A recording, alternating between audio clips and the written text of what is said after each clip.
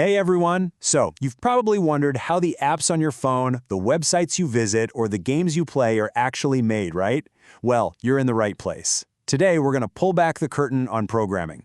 But here's the big secret. It's not really about memorizing a bunch of weird symbols. It's about learning a completely new way to think and solve problems. You ready? Let's get into it. All right, enough talk. Let's skip all the boring theory and just jump right into the action. What if, right here, right now, you could write your very first line of code? Give a computer its first real command. Let's just do it. And there it is. That's it. This one single line is your first step into a much, much larger world. It's written in a language called Python, and it's a super simple command. The word print basically tells the computer, hey, I want you to display whatever I put inside these parentheses. And in this case, we're just telling it to show the text, hello world, on the screen. Simple, right? Now, that one line might seem tiny, I get it, but honestly, it's the beginning of everything. It's your very first instruction, your first successful conversation with the machine. And believe it or not, you just took part in a tradition that's been going on for decades. No, really. For over 40 years, Hello World has been the official handshake for pretty much anyone learning to code. It's this simple, universal little test to prove, yep, everything's set up, my program works, and I'm ready to start building. It's kind of cool, huh? Okay, so the next logical question is, where do you actually write this stuff? I mean, you don't just type it into a Word document and hope for the best. Programmers have a special kind of workshop, a digital space built just for crafting software. You could, technically, write code in a super basic text editor like Notepad, but that's kind of like trying to write a whole novel with just a simple pencil. An integrated development environment, or an IDE, is like upgrading to a state-of-the-art word processor. It doesn't just let you write, it actively helps you write better and way, way faster. It basically gives you superpowers. And the most popular IDE on the planet is Visual Studio Code, or just VS Code, and it is packed with those superpowers. For instance, you get syntax highlighting, which paints your code in different colors so it's actually readable. Then there's IntelliSense, which is like an autocomplete that suggests code as you type. It even has error highlighting that underlines your mistakes in real time, just like a spell checker. It's an absolutely essential tool that keeps you organized and writing like a pro. Okay, so we've written our first command, and we know where to write it. Now let's zoom all the way out, because here's a wild thought.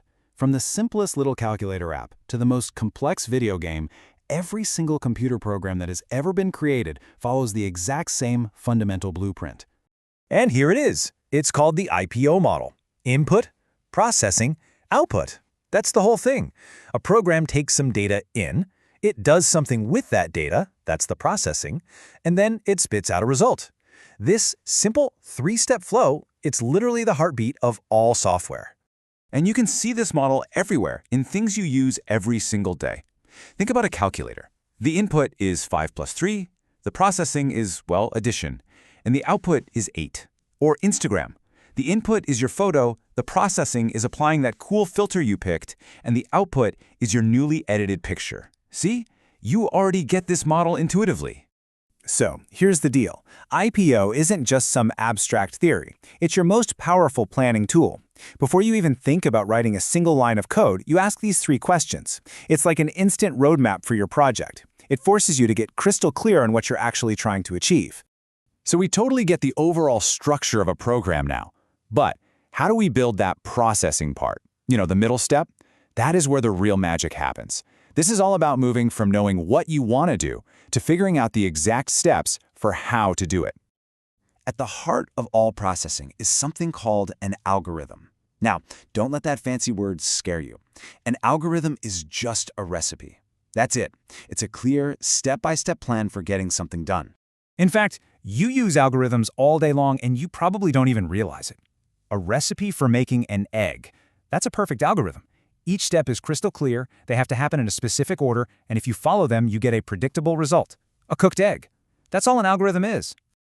Now, the ability to create these step-by-step plans, it's part of a much bigger skill set called computational thinking. This is the true superpower of a programmer. It's a structured way of looking at any messy, complex problem and figuring out how to break it down into a solvable recipe.